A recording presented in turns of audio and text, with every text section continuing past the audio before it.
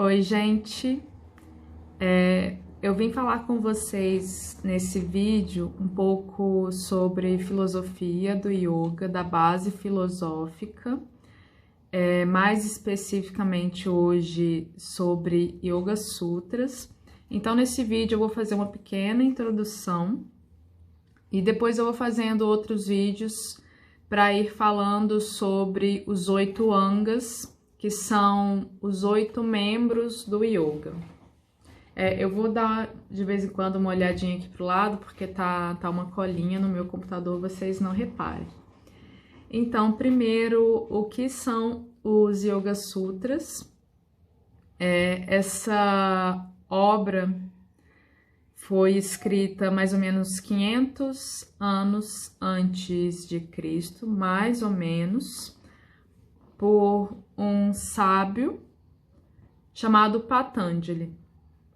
E o que esse sábio fez foi unir algumas ideias que já existiam antes, e essas ideias eram difusas. Ele reuniu essas ideias transformando esse todo, em uma doutrina. Então, ele pegou ideias, juntou e falou: isso aqui é o yoga. E foi a primeira vez que alguém fez isso. Então, vários conceitos do yoga já eram mencionados em obras mais antigas, mas nunca ninguém tinha falado isso é o yoga, juntou algumas ideias e deu essa doutrina bem formada. Então foi isso que Patanjali fez, e foi a primeira pessoa a fazer isso. Por isso que a obra dele é muito importante no yoga. Se você pegar os currículos de todos os cursos de formação de professores de yoga do mundo inteiro, todos estudam Yoga Sutras, tem essa importância. Mas uma coisa que eu acho importante falar é que não é a única obra. Então, é importante de ser estudado, é muito importante, mas é importante que esse estudo ele avance também, porque até chegar no dia de hoje, o yoga ele evoluiu muito e se transformou, e outras obras são importantes para explicar por que a gente pratica yoga como praticamos hoje. Então, vocês vão ver que o yoga proposto por Patanjali, ele é muito diferente do yoga que a gente pratica hoje, mas ele traz já uma base, e a gente pode olhar para isso quando a gente estiver praticando, mesmo que nós tenhamos sofrido influências posteriores que também foram muito positivas. Então, Patanjali escreveu a obra dele em sânscrito. Eu ainda não leio sânscrito, então eu vou usar 3 obras para falar com vocês, porque como eu não leio sânscrito, e você vê assim entre as obras muitas diferenças nas traduções.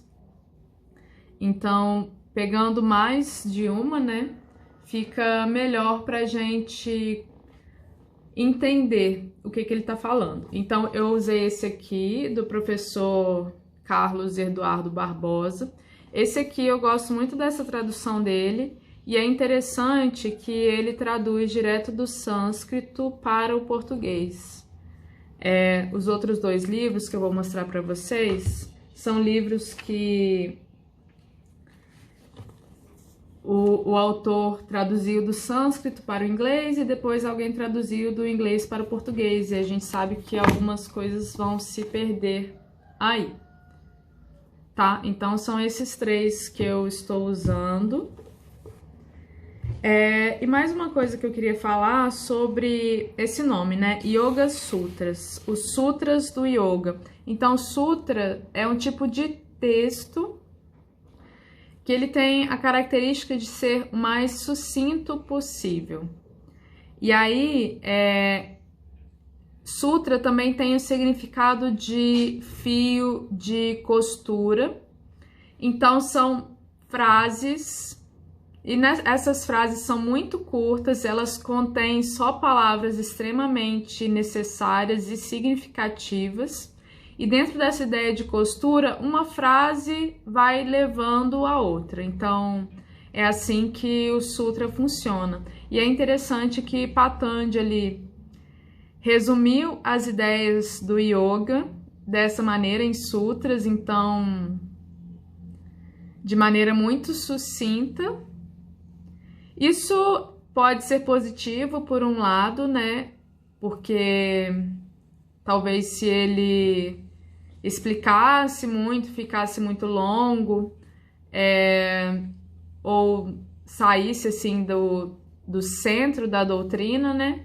Mas por outro lado, talvez não seja tão simples assim de interpretar, por isso normalmente quando você compra um livro dos Yoga Sutras, ele contém os sutras e contém alguns comentários, então é comum que o autor faça comentários explicando cada um dos sutras. Então, dito isso, eu queria só comentar já nesse primeiro vídeo com vocês alguns sutras.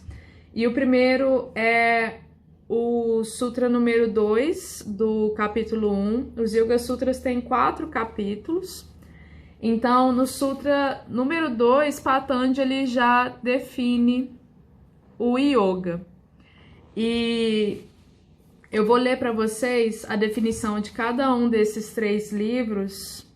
Então, esse daqui, do professor Carlos Eduardo, diz: o yoga é o recolhimento das atividades da mente. Esse aqui diz: o yoga é a dissolução de todos os centros de reação da mente. É parecido com o primeiro, né?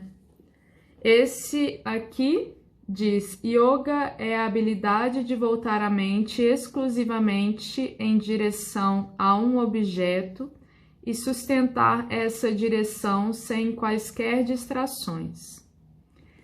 Então, vocês podem ver que algumas vezes o que era para ser apenas uma tradução, o autor, ele traduz e ele coloca ali a opinião dele, né? Então, o sutra não vem muito puro. Mas, de qualquer forma, dentro dessas 3 definições, você já pode ver que Patanjali, ele fala que yoga é para a mente, né?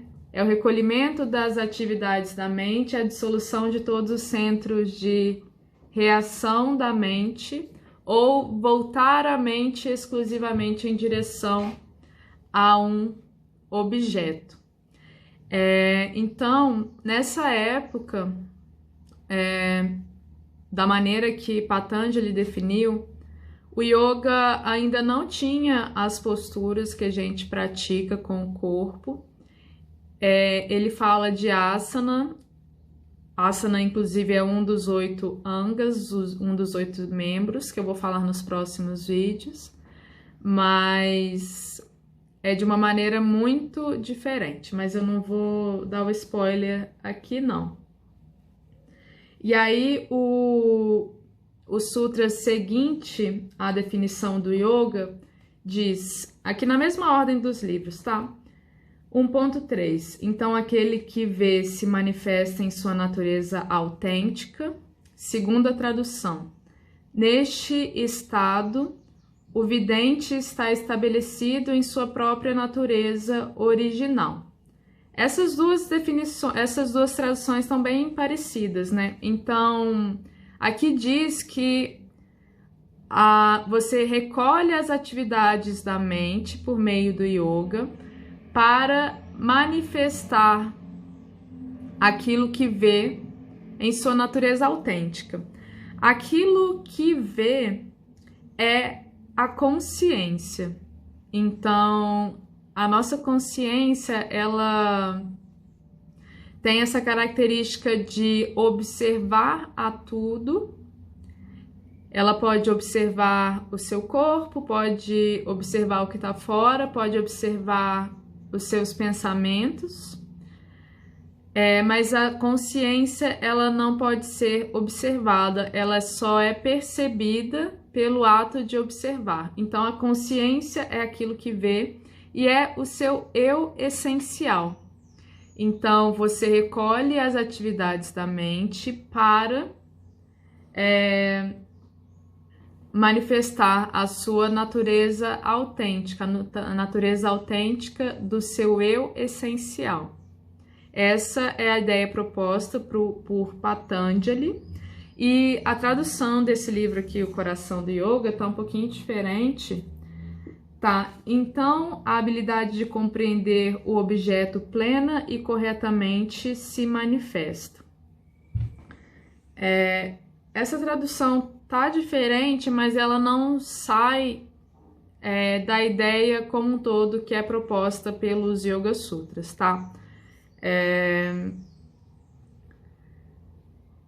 Essa compreensão plena e correta tá um pouco ligada com a compreensão direta da realidade, que é um pouco da ideia do Samadhi, que é o último passo, mas isso eu vou explicar mais pra frente.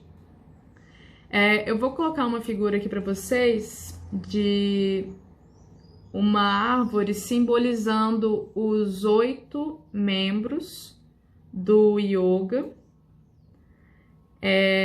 Então, nós temos yamas, niyamas, asana, pranayama, pratyahara, dharana, dhyana e samadhi, sendo que os 2 primeiros membros, yamas e niyamas, são divididos em outros 5. E esses 2 primeiros membros é como se fosse o código de ética do yoga. Então eu acho que eu vou ficar por aqui, e nos próximos vídeos eu começo com os yamas, tá bem? Espero que tenham gostado e a gente se vê. Namastê!